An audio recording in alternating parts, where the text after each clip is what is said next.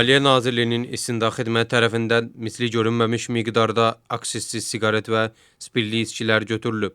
7 nəfər qanunsuz fəaliyyətdə ittiham edilərək həbs edilib.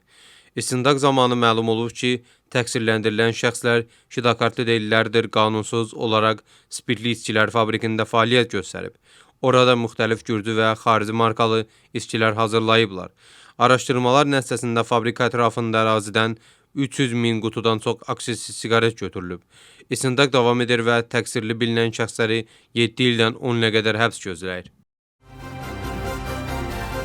Rustavellə küllü miqdarda narkotik vasitələrinin qanunsuz alınmasına, saxlanmasına və satışına şərait yaradan bir nəfər həbs edilib. Hüquq mühafizə orqanlarının əməkdaşları onun şəxsi və yaşayış mənzilinə baxış zamanı maddi sübut kimi 185 bükümdə amfetamin narkotik vasitə götürüblər. Onun narkotik alveri ilə bağlı keçmişi var. Cinayət 20 ilədək və ya ömürlük həbsi nəzərdə tutulur. Tbilisi Beynəlxalq Hava Limanında müxtəlif cinayətlərə görə axtarışda olan 1987-ci il təvəllüdlü şəxs saxlanılıb. O, başqasının adına verilmiş pasportla sərhədi keçməyə cəhd edərkən hüquq mühafizə orqanlarının əməkdaşları tərəfindən tutulub. Təqsirləndirilən şəxs 2004-cü ildən qəsdən sağlamlığa zərər vurma və cinsi təcavüz ittihamı ilə axtarışda olub. Həmin şəxs ağır cəza çəkmə müəssisəsində götürülüb. Müxalifət qondarma dinc devirmə planının yeni təfərrüatlarını ictimaiyyətə çatdırır. Pata Burculadze izah edib ki, seçkin günü üçün nəzərdə tutulan mitinq üçün 3 yer olacaq. Eyni zamanda həmin gün Nazirlər Kabineti də ictimaiyyətə təqdim olunacaq. Burculadze onunla qeyd edir ki, saat 8-ə qədər onlar artıq hakimiyyətin müxalifət verməli olmalıdır. Bu plana digər müxalifət partiyaları da cavab verir. Bu bəyanatlar Qaxaryanın partiyası üçün ciddi deyil. Lelo partiyası seçkilərlə bağlı fikirlərini bildirdikdən sonra mitinqə çıxacağı istisna etmir. Öz növbəsində höküm komanda sülh və tam seçkilər vəd edir. Oktyabrın ortalarında yəqin ki, parlamentdə korrupsiyaya qarşı mübarizə haqqında yeni qanun layihəsi təqdim olunacaq. Təşəbbüs Gürcü arzusuna məxsusdur.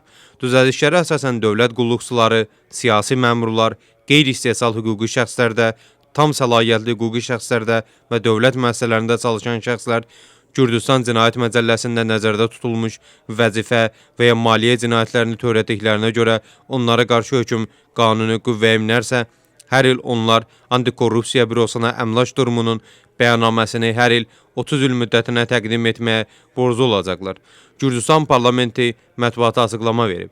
Orada hansı məmur cinayətlərinin ifşa olunmuş şəxslərin əmlak statusu ilə bağlı aktiv monitorinqin aparılacağı maddə ilə göstərilib. Gürcü arzusunun təqdim etdiyi yeni təşəbbüs artıq siyasi spektrdə dəyərləndirmələrlə müşahidə olunur. Bugün vizanın liberallaşdırılmasının ləğvi üçün heç bir hüquqi əsası yoxdur.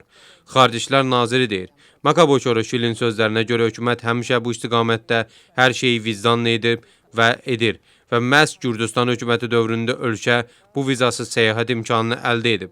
Onun sözlərinə görə Gürcüstan hökumətinin müxtəlif orqanların gördüyü tədbirlər əsasında Xarici İşlər Nazirliyinin Avropa İttifaqına təqdim etdiyi müəyyən hesab üzvləri əlavə məlumat tələb olunub.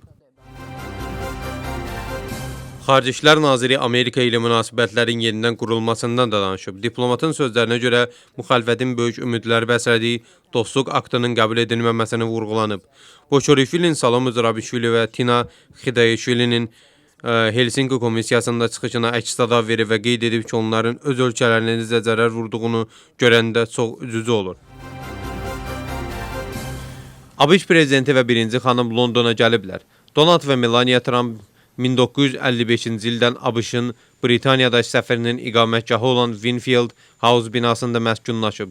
Trump ABŞ səfəri ilə görüşüb və onu gördüyü işlərə görə təşəkkür edib. ABŞ prezidenti mətbuata da qısa şərh verib və qeyd edib ki, 17 sentyabr böyük gün olacaq. Bugün Trump Britaniya kralı ilə görüşəcək. Qəzzada vəziyyət gərgin olaraq qalır. İsrail Qəzzaya qurudan hücuma başladıqdan sonra minlərlə yerli sakin ərazini tərk etmək qərarına gəlib. Anklavdakı bəzi insanlar hələ də tərk etməkdən imtina edirlər. İsrail Müdafiə Qüvvələrinin sözçüsünə görə, İsrail məlumatına görə hələ də Qəzzada olan 3000 Həmas döyüşçüsü ilə qarşılaşmaq üçün yaxın günlərdə quru əməliyyatına daha çox əsgər qatılacaq. Əməliyyatın əsas məqsədi Həmasın əlində olan girovları geri qaytarmaq və qruplaşmanı tamamilə məhv etməkdir. Əməliyyatın məqsədə çatana qədər davam edəcəyi vəd edilib. Ukrayna prezidenti təkid edir ki, Rusiyanın kütləvi hücumu zamanı Polşa öz vətəndaşlarını xilas edə bilməyəcək. Sky News-a müsahibəsində verən Vladimir Zelenski Ukrayna və Polşanın hərbi imkanlarını müqayisə edib.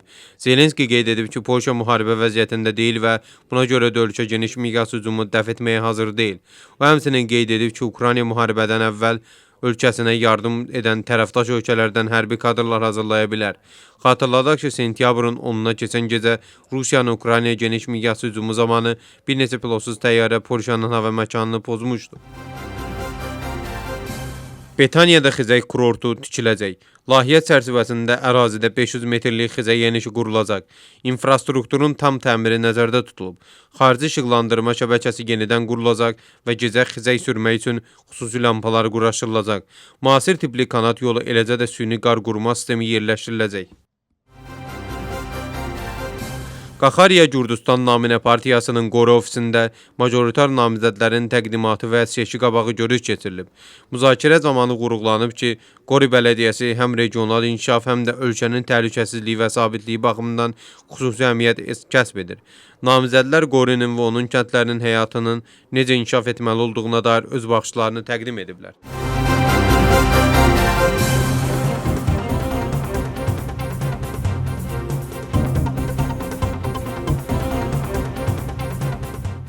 Oktyabrın 4-də hansı seçki məntəqəsində səs verməli olduğunu öyrən. Bunun üçün Voters Georgia CSGO mobil aplikasiyasında və ya csgo.g saytında məlumatlarını yoxlamalısan, həmçinin sürətli ödəniş cihazlarından istifadə edə bilərsən. Məlumatlarını vaxtında yoxla və xəritədə seçki məntəqəsinin harada olduğuna bax. Nəzərə al, seçici siyahısında dəyişikliklərlə bağlı tələb sentyabrın 16-sına dək edilə bilər. MSK seçkilər ümumi işdir.